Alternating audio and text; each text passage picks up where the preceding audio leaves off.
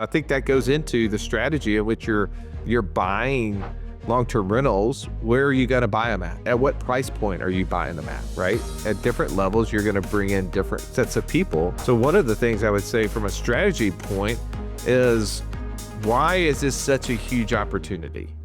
Okay, gentlemen, our job today is to break down long-term rentals as a strategy.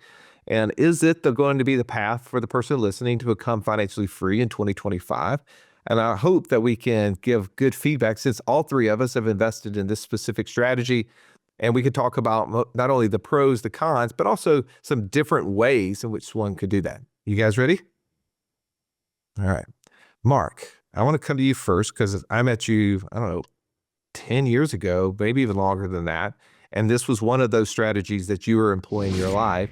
Why is long-term rentals a potential strategy for someone to consider and investing in 2025? Look no further than Maslow's hierarchy of needs.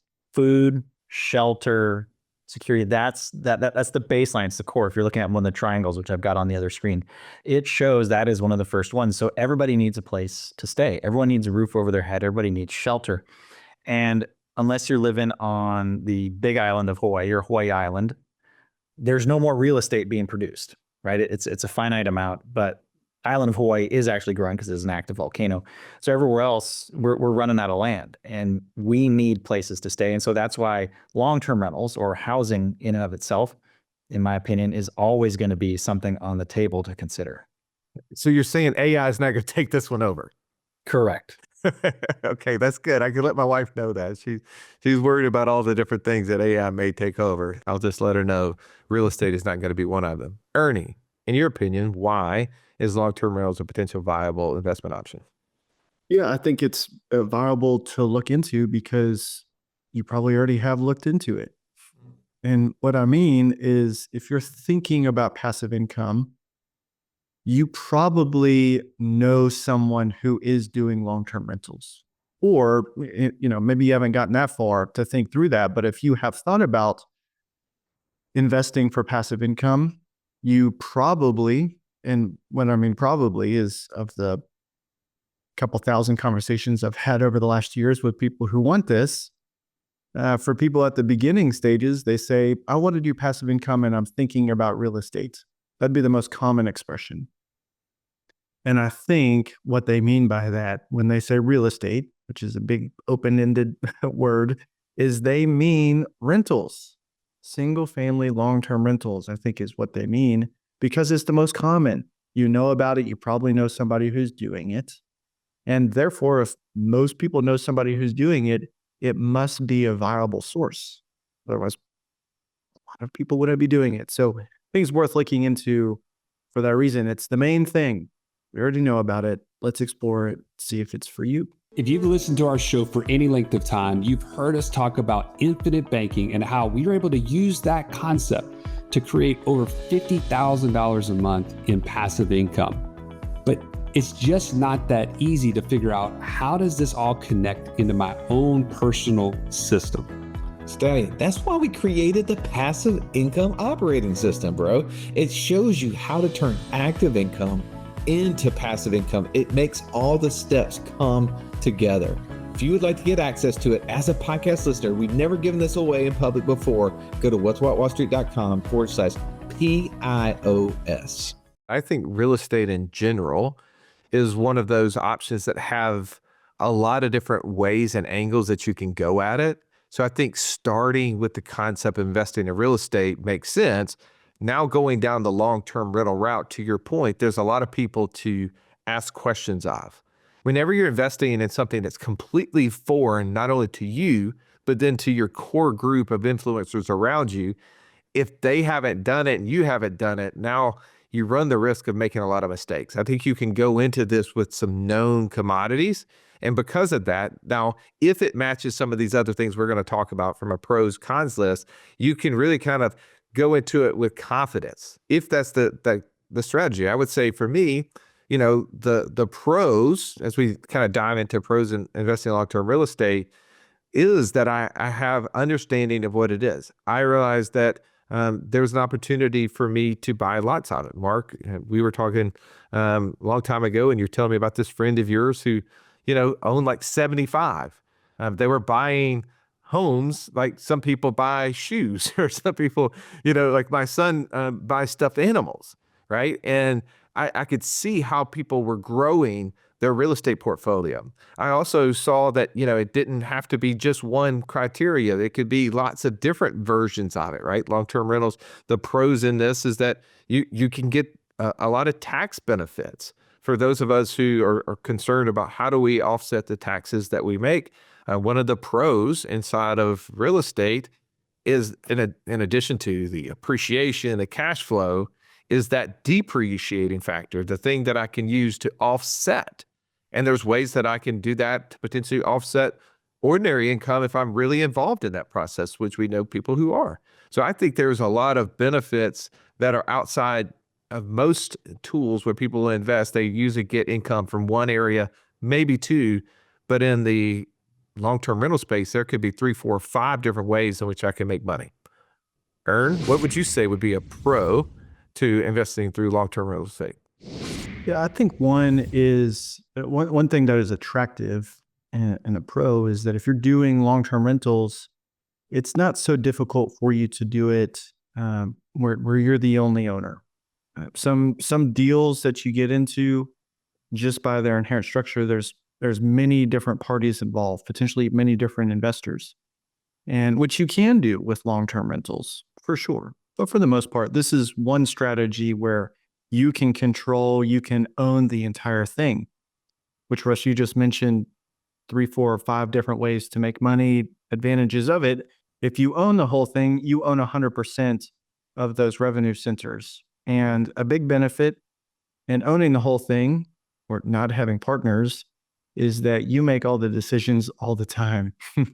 You get to control what happens when it happens in terms of the upgrades, the change in strategy, when the money comes out, when you sell, all of those things. If you own 100% of it, is always 100% up to you and up to nobody else to have to agree upon to make things happen.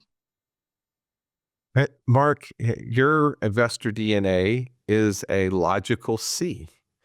There's things that you're probably going to love about long-term real estate. I'd love for you to tell us that and some other things that you can think of. As a C, we normally like to avoid risk, and we like to have a tried and true process. One of the things that I really liked about long-term rentals is it's an actual physical asset. There's something there. And even under the worst case scenario, which may not necessarily be the worst case scenario, but heaven forbid that structure should burn to the ground, pray that the tenants are out and away when that happens. But even in that moment, even if that thing is burnt down, you still own the land. You still own that plot. And there was insurance on that. And that can still be a way to make this investment work. So I like that there is a ejection handle, if you will, when it all goes completely wrong and the thing implodes on itself, a natural disaster or, something else happens. There are other ways to make this investment still work. And that's where a lot of the fix and flippers roll in, right? So that would be another segue when tragedy strikes one person who's a long-term renter, that opens up an opportunity for someone who's a fix and flipper who can then fix it up, flip it, and then turn it into another long-term rental. Mark, like you said, in the pro is you can make a good deal for somebody else. Is that what I'm saying? I'm a people pleaser. I'm just here to help. It's so nice of you. Yeah. Well, I mean, I think one of the things that if I see this as a con is I've told this story a few times, but if you're a new listener, maybe you haven't heard it.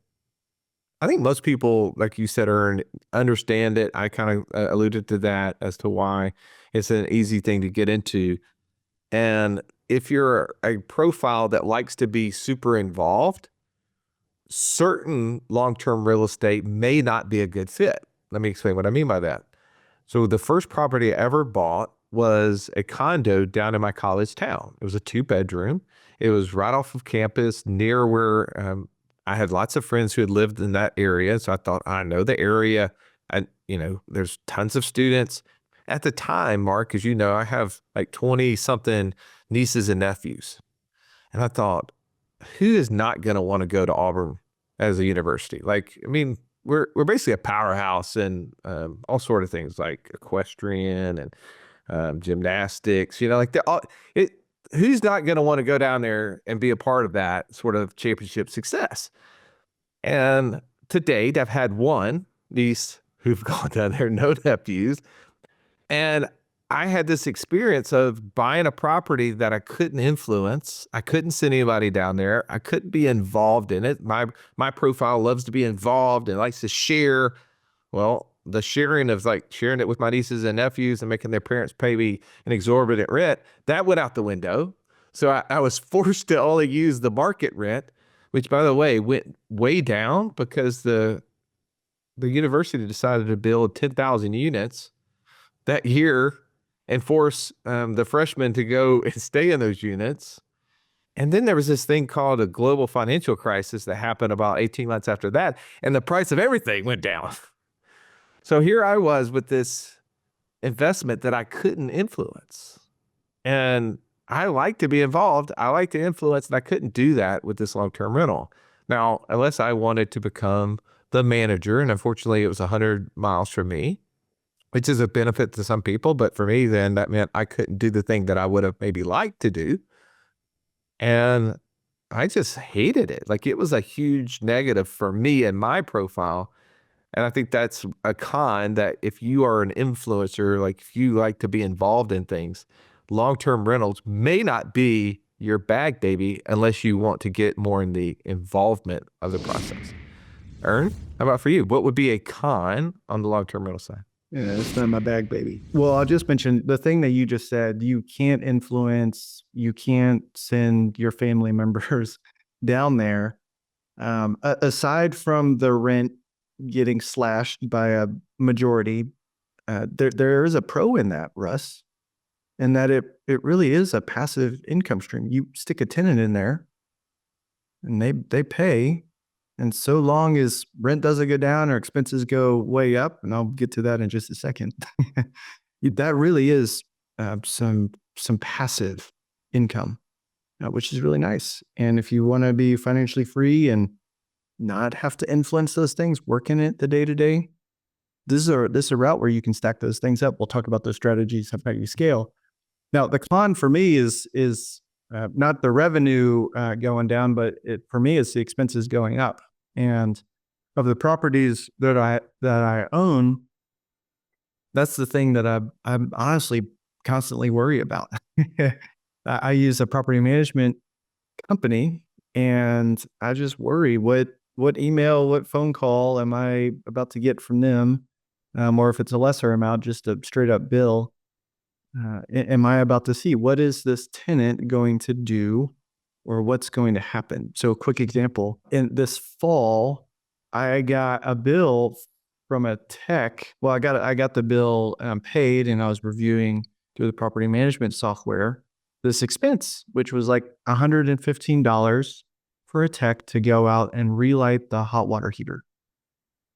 I was like, what, are you serious? Just relight the hot water heater? And then 2 weeks later, I got another bill. So the hot water heater, the pilot light was going out, and which has happened to me in my homes. It happens. And the tenant, I don't know, not knowing or not wanting to turn the knob and click the clicker, because that's difficult, called the property management company, and they were more than happy to send the tech out there so that he could get paid and they could get paid a little administrative fee for sending somebody out there. And so I emailed them and I was like, hey, that's twice now. The third time, just want to let you know, you can pay that tech, but I'm not paying for that. No issues. So managing expenses there. Not too long before that, storm came through, blew a pine tree branch off, knocked the power line off the house, tore down the stack. I don't know all the technical words to these things, but I had to replace that coming out of the what receives power into the home. And that, that's like $1,700 to get repaired, and that kills cash flow for 2 months on that property. And that's just if you're trying to create passive income and you have those expenses, man, that's a killer. And the maintenance sometimes can be higher than you would want, higher than you expect. And with real estate, some pretty big things can happen. Yeah, I experienced some of that. Ernie, I'd be remiss if I did. My father wouldn't allow me to not say this. So I'm going to throw this joke in there for you. Is that maybe the reason that the pilot light kept going out is that if the water was already hot, they didn't need to light it. I'll let that one sink in for you. Because if it was already hot water, you wouldn't need to heat it. All right, bad joke. For those of you who know, those are called water heaters, not hot water heaters. Alex, moving on to you. Mark, what is a con for using long-term rentals as a strategy? Well, I just want to touch on the expense thing before I get into my real con. I pulled out my spreadsheet. I've got 6 rentals. Of those 6 rentals, 2 went negative for the entire year due to a couple of maintenance issues. So now all of a sudden, 2 out of my 6, and we're going to talk about scale coming up here in a little bit, 2 out of my 6 are minus for the calendar year. And it's going to take another year to burrow their way out of that hole that was dug. Wow. So that is a bummer. And that's under the estimate that a couple other guys aren't going to fall along the way and have expenses pop up. And so it is, there is good in here. There's also bad. I mean, it's not sugar coated there. I'm sorry. There is nothing passive about passive income. To Nelson Nash's point in becoming your own banker, I now truly believe that the only passive income is properly structured dividend paying mutual whole life insurance at some point in the future when you turn that into a passive income machine. That's my thought. But big great claim there just made on the podcast, Mark. Well, you can call it whatever you want, but there's still a measure of involvement. We can call this passive income, but you're still being involved in some measure. You're still managing your manager. You're still managing your tenant. You're still managing a property. So there's always a measure of involvement. It's just a matter of when is that involvement happening. Yeah, passive doesn't mean uninvolved. Correct. Yeah. The con for me is probably the most important piece of a long-term rental, which is the tenant. It's a real love-hate relationship with tenants because on the one hand, when they pay, it's great.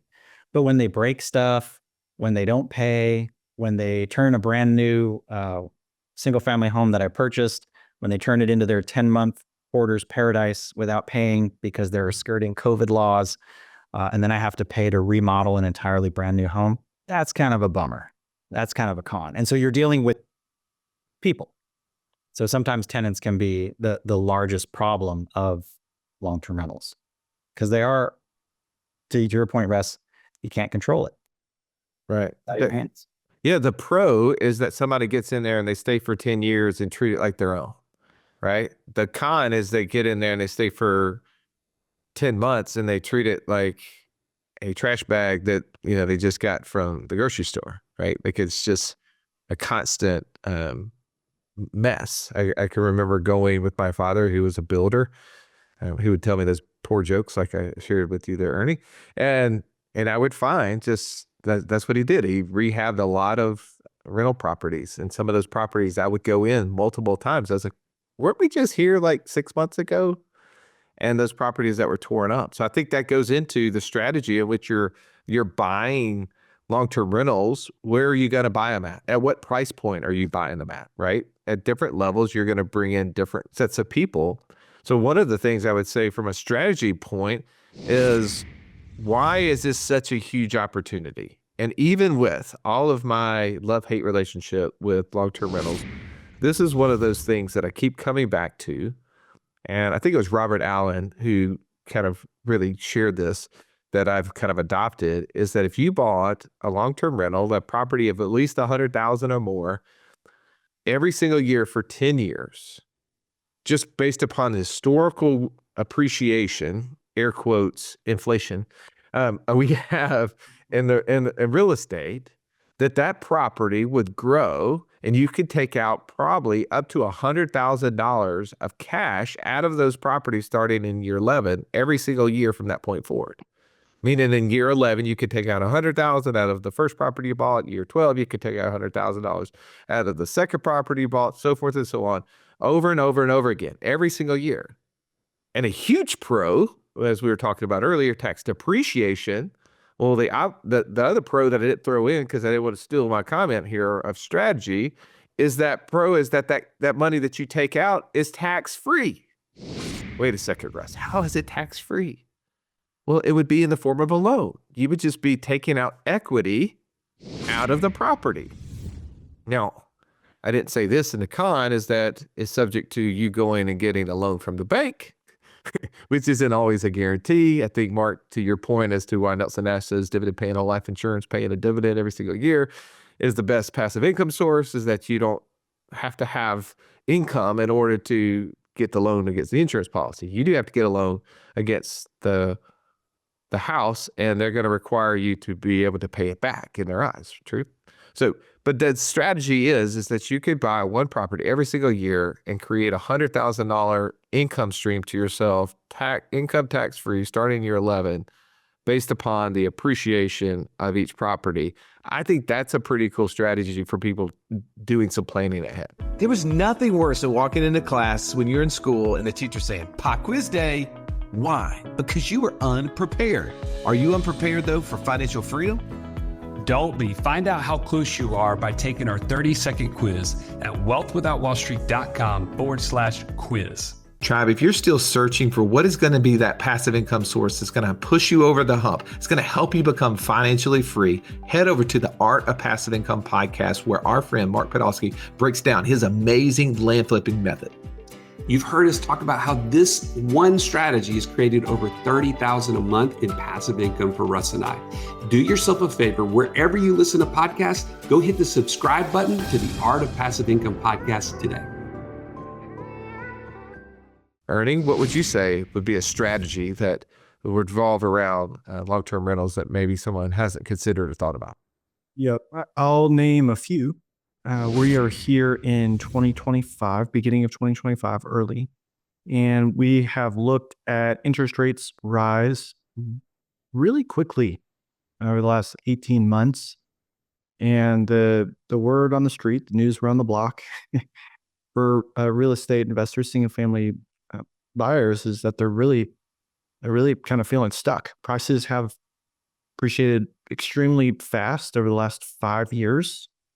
Even faster than they were the years before that. And interest rates have climbed. And so people are looking at properties and can't seem to find many where the rent is going to be sufficient to cover their debt service and their insurance, which is increased in many parts of the country, and property taxes, which is increased in several parts of the country as well. And what they expect to pay out for all those repairs. They can't make it work. So one of the options that exists right now is with I know of two turnkey rental providers, two companies who buy, renovate, and sell rental properties to investors who have key relationships with mortgage lenders because they're dealing with so many homes and investors. And those companies have bought down the interest rate for investors on many of their properties. And so I don't know exactly where we are now, but in the high sixes of interest rates, these two companies I know of are offering rates from mortgage lenders at 5.5% to help their investors create cash flow on their properties. So we're looking now, how do you get in? I'd say that's one option. And I haven't bought rental properties in the last several years, but I have used a turnkey provider with one of those. And one of the benefits there is, so in terms of strategy, is if you're new to the game, you have a partner in the deal. Now you buy and own 100% of the deal, but you've got a partner in the deal that has determined that that property is suitable to be a rental and has prepared it for a tenant to go in. It may already be leased for you when you purchase the thing. And they are so convinced that that's going to be a good thing that they're going to manage the property for you. So they've got a little bit of skin in the game. They feel confident that it's going to fetch an appropriate rental rate, and from that rate, they're going to take their management fee. So they're betting on their product as you're buying it. It's a good strategy if you're new to the game. But another strategy, and I use this one as well, is with financing, you can get multi-unit properties, small multi-unit properties up to 4 on a residential mortgage. And what that means for you is better rates than a commercial mortgage. So that there's an opportunity for you to close on multiple units with one loan, which means one set of closing costs, which is pretty nice. And then one more strategy, use this as well. Carolina and I's first house we bought as a primary residence with the intention of starting a family and not living there for super long time. So we picked that house because we thought it was in a great part of Birmingham that would make a really good rental property. So we were able to, again, put a residential mortgage on that house, put a really low down payment. So little money to get into that property. And a few years later, purchase a new primary house and turn that into a rental property. So there's just a few, there's so many, but I'll just want to mention the ones that I've personally done and used. I love that. How about for you, Mark? I mentioned maintenance hassles earlier. Ernie mentioned it too. One way to alleviate some of that potential, you can never get rid of it, but you can mitigate it. And one way to mitigate might be looking at new construction. New construction, you are essentially buying 7 to 10 years of hopefully maintenance-free rentals. The first year, everything's covered under warranty. You do another home inspection, you check everything out, you get those things fixed. But on par, no different than buying your primary residence, if it's built initially for you, you're more than likely going to see about 5 to 7, if not 7 to 10 years of maintenance-free living, and it's going to feel great. So you're getting all that cash flow. You're not having money going out paying for maintenance. It's just coming in as revenue for you, which is great. Take that a step further. If you only have one rental and it goes vacant, you have 100% vacancy. And that feels horrible. When I rented out my first place, I was on pins and needles because I knew that if those people left and I couldn't get someone in right away, I was the one eating all the expenses and having it just vaporize profit. So now you move into scale. So to Ernie's point, if you can find someone who has a portfolio of what they believe to be good rentable properties in areas that have nice, stable tenant populations, it doesn't fluctuate highs and lows, kind of like a Vegas type scenario where you have really high values and it comes crashing down. You have like an agnostic approach to that measure of appreciation. Well, I've got 6 units. I just told you guys earlier, 4 of them went negative for the year in terms of profit. Sorry, 2 of them went negative. 4 of them went profitable. So guess what? They picked up the slack on the other 2. I didn't make as much, but I wasn't necessarily drawing out of my pocket. I just didn't get to bring home as much bacon. So scale, I think, is one of those ones when you can push past that first one. The first one's going to be the hardest. But once you get to 2, if one of them's empty, you're at 50%. 3, now you're at 33. 4, 5, 6, and plus, hey, one of them goes vacant. It's just a natural cycle. You're rehabbing it, you're refurbing it, and you're on to the next thing. But I think those are ones to consider because when I could wrap my mind around that, it made a lot more sense and it reduced a lot of the stress potentially of a vacancy. I want to throw in some viability in 2025, right? Like we said that was one of the things we want to talk about. So this is a chance where anything that we've missed, I want to be able to bring into it. You were talking about where rental rates are and what's the viability. So what I'm hearing is that we're seeing a lot fewer apartment complex startups nationwide as a whole. And as a result, we're experiencing potentially a rise in the rental rates. I want to get your guys' opinion. Are you seeing that in the different markets? Do you believe that we're going to see rental rates start to increase or continue to increase? Or do you think that potentially this is a year they're flat or down? What would be your opinion on that, Ern? Yeah, I'd say over the last five years, rental rates have increased pretty dramatically. in terms of commercial multifamily units being built. That's probably true, Russ, that there's a slowdown in new builds starting. Yeah. But there's still a huge delivery right now of new units onto the market. So I'm expecting, now you got to look at your own specific market, but in general, I'm expecting a year or two of there to be pretty flat rental rates, not much of an increase before as those new units come on, and then we'll get the lag of the lack of building now that's going to drive up a lack of available units on the market a couple of years from now. I think we'll probably see an increase in rents then. What about you, Mark? What's your crystal ball telling you?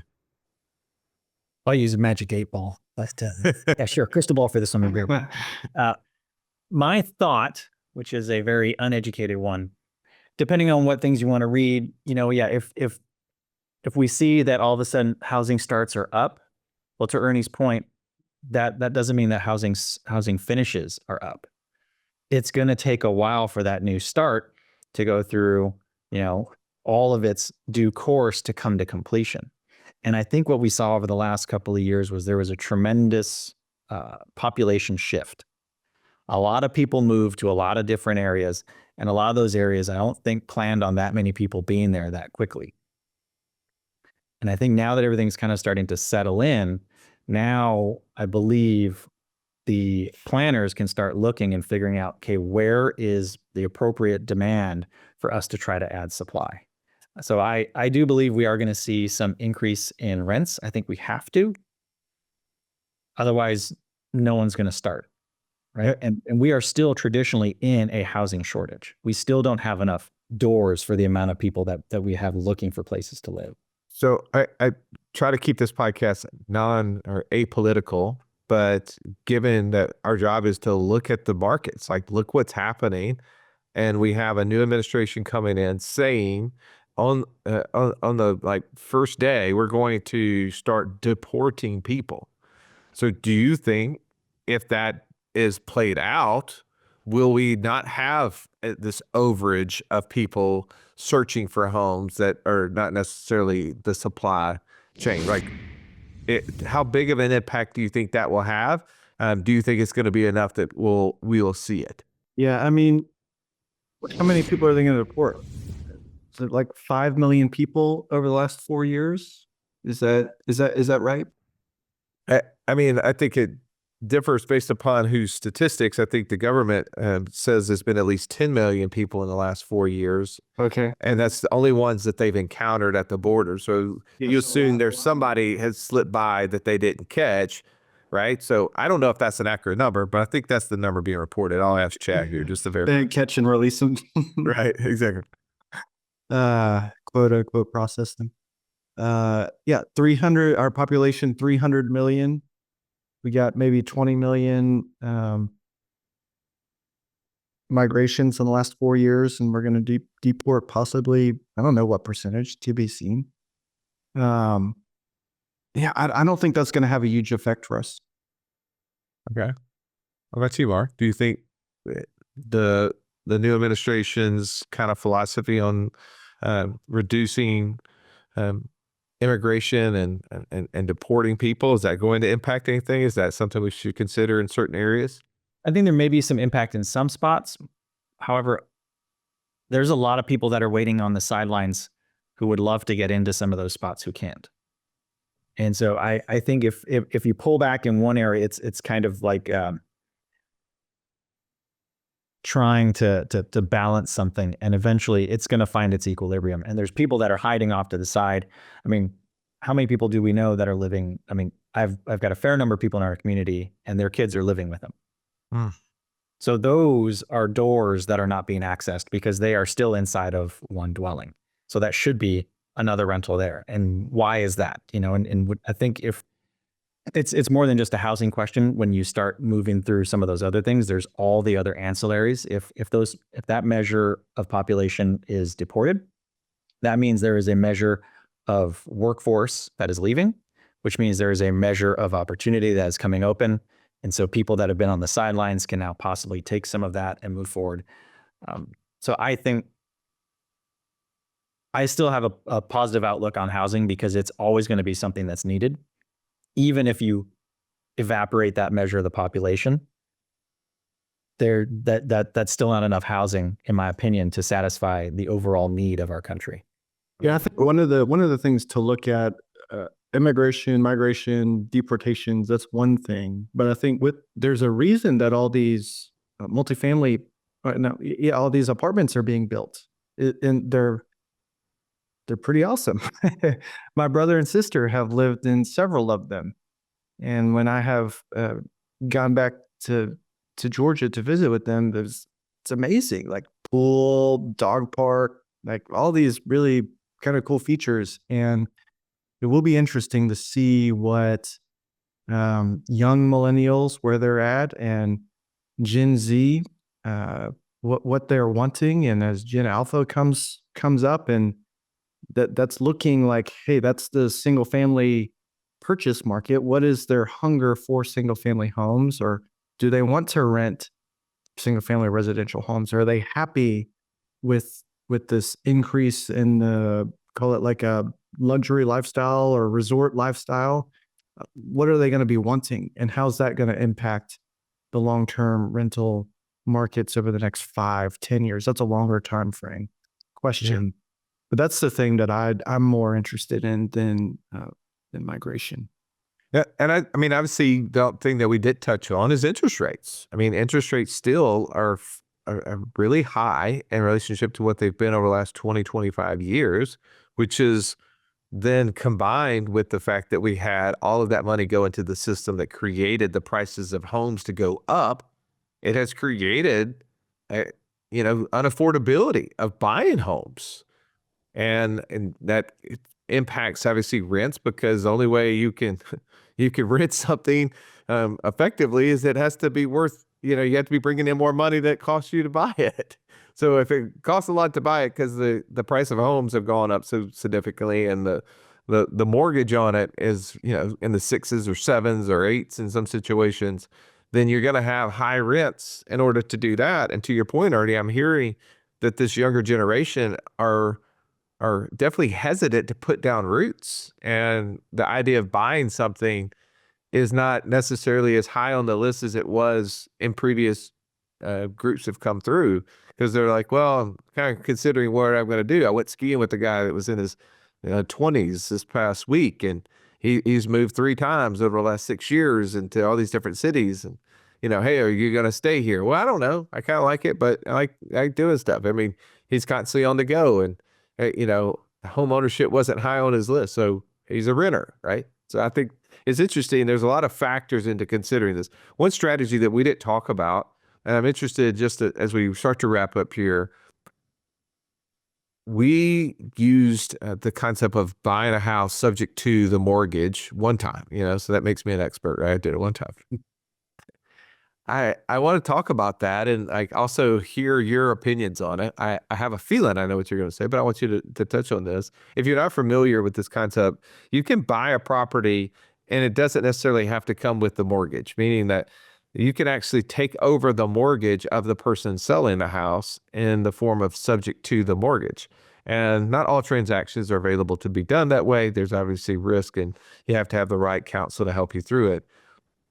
The reason why I think it's a viable option in today's market is that you have people who've bought homes over the last couple of years, and they bought it at such high interest rates, or at such high prices, one of the two or both, and now their job is transitioning, and maybe they're they just got laid off. There's been huge layoffs. I mean, middle management is a real issue right now with AI technology. So maybe you're having to be forced to move to another area, but yet you go to put your house on the market and you don't have any equity in it.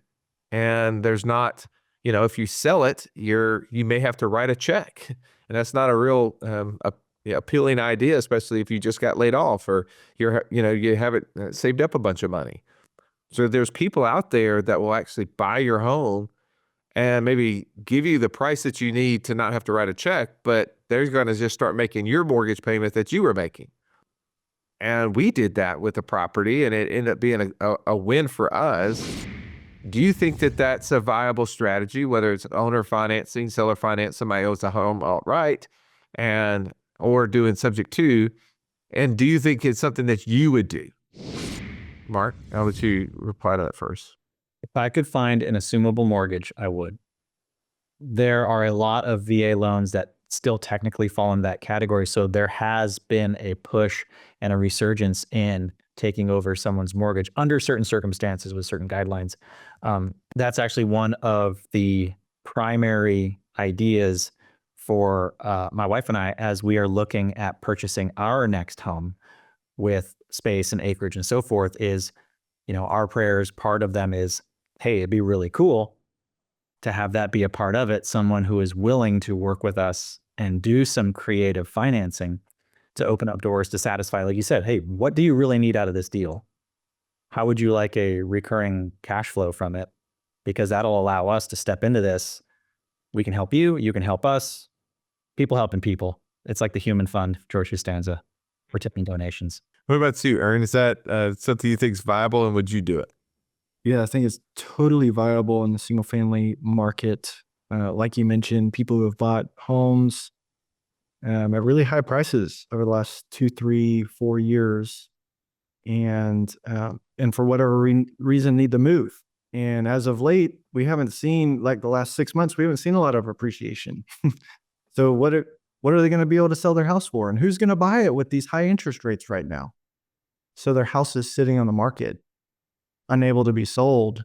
And if you have the knowledge of knowing how to offer the right price, their price, but work with them on the terms and pay them over time and go subject to on the mortgage, or find out even better if it's assumable, Mark. That's like the best option of all. Huge opportunity there. The thing that I want to mention is like the personal. If you have aspirations and dreams of owning a lake or a beach house, now is your time to do a creative finance move right now, because I'm looking. I underwrote a deal last year and worked out how I would do a subject to deal, Russ, and ended up not moving on it because our family's not ready for that situation yet. But man, was really excited about it. And there's lots of those potential property. There are lots of those properties on the market right now. If you're looking, if you want it, that is a way that you can get in, because those properties are not moving. They're sitting on the market, waiting for somebody to come and offer the right price. Yeah. And so if you're looking at doing long-term rental and you maybe are good at the real side of it, and it's just really a matter of how do I get people or how do I get properties to put my people in, and maybe the creative finance side is something that you need to educate yourself on so that you can start doing that. Because at the end of the day, it's all about bringing in more than it's going out. And maybe you could do that and do it with low upfront, right? Not having to put your credit on the line, not having to put a huge down payment on the line. In some situations, that could be an option for you. Well, Russ, who have we interviewed on this podcast who teaches people how to do that? So we've interviewed Pace Morby, when he's probably the most prominent in the subject to space. We've also had Jay Scott, Jeff Stevens have talked about the creative finance space. There's been conversations, I'm blanking right now on all the people. We've probably had 4 or 5 that we've talked to around creative financing, different ways that you can do it.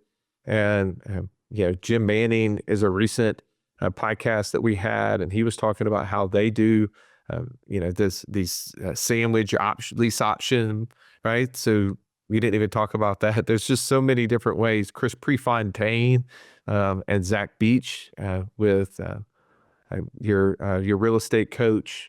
So Smart Real Estate Coach. So there's a lot of content out there that you could search if you need that. Thank you for reminding me, Aaron. All right. Well, we'll try. We're going to let you meditate on that one for a little bit, determine whether or not long-term rentals is a fit for you. If you haven't already spent time with one of these coaches and want to go through what is your investor DNA, how do you invest wisely through that? How do you set up a system that allows you to take your active income and turn it to passive income, assuming that long-term rentals maybe is an option? Go to wealthwithoutwallstreet.com/free call, and they can help walk you through that process. Mark, Ernie, thank you so much for your time. Have an amazing day. This has been the Wealth Without Wall Street podcast.